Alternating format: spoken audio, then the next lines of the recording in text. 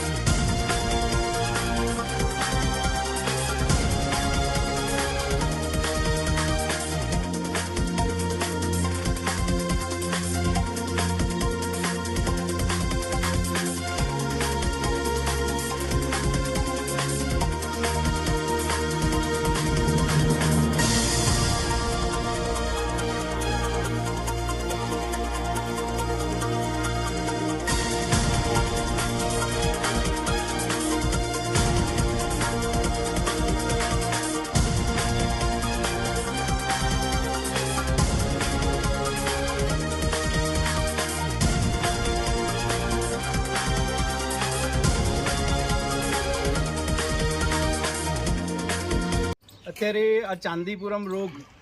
બીજા તાલુકામાં એક બે કેસ આપણે શંકાસ્પદ કેસો ચાલુ થયા છે, એટલે એના આગોતરા પ્લાનિંગ રૂપે અમે આખા સતલાસણાની અંદર સર્વે કરાવ્યું તો એના કાચા મકાન, કોઈ છાપરાવાળા, કોઈ તિરાડવાળા, પ્લાસ્ટર વગરના એવા 294 મકાનનું સર્વે કર્યું। બાકીના બીજા મકાનોવાળાને પણ અને આ લોકોને પણ અમે આરોગ્ય શિક્ષણ આપી અને એમની દિવાલની અંદર જે તિરાડો છે એ પૂરવાનું અમે અત્યારે લોકોને કહી દીધું। એ આ જે માખી છે, સેન્ડ ફ્લાય કરીને માખી, એ આ દિવાલની અંદર ઈંડા મૂકે છે અને તેમાં જ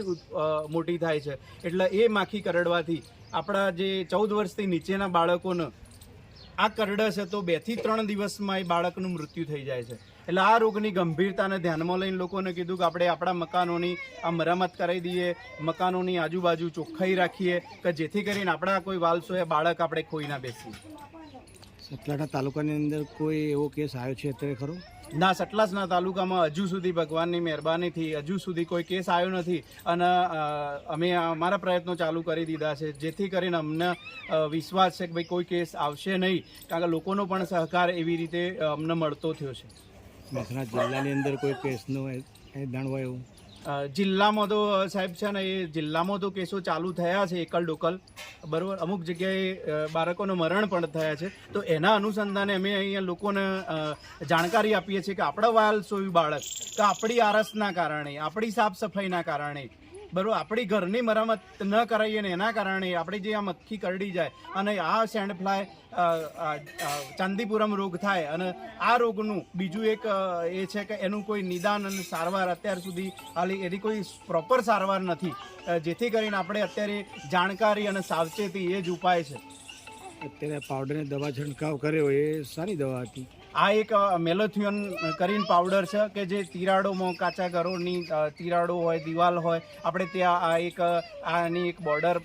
બનાવી દઈએ અથવા તો એની અંદર જે પાવડર નાખીએ જેથી કરી આ માખીના ઈંડા હોય તો મરી જાય ને આ માખી ત્યાં ઈંડા મૂકી ના શકે, એટલા માટે।